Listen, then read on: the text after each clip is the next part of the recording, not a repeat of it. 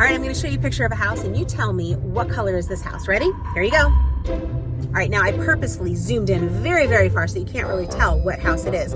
But if you ask the sellers would say that the house is brown. But if you ask the buyer would say that the house is blue. All right, so that's kind of like a really, really obvious difference, right? And here's what happened.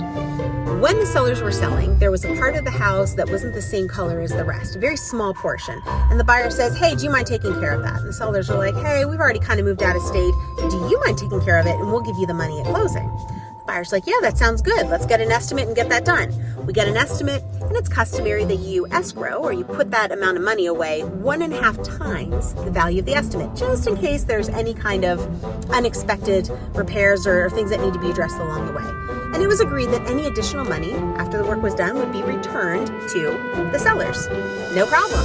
Well, a little bit of time goes by and I'm following up with the attorney and I'm asking, hey, is the work done yet? Is the work done yet? Is the work done yet? And eventually he goes, yeah, I finally got confirmation the work is done and all the money's gone. All the money's gone? What do you mean all the money's gone? We're not talking about a plumbing job where there's a lot of unexpected costs here. We're talking about like a paint job. He goes, yeah, the buyer said it just ended up being really expensive. I'm like, wow, I kind of want to see this really expensive paint job. So I drive by and the blue house that I sold is now all brown. So he didn't just paint that little section that was agreed to, he painted the entire house. No wonder all the money is gone, but that's not what was agreed to.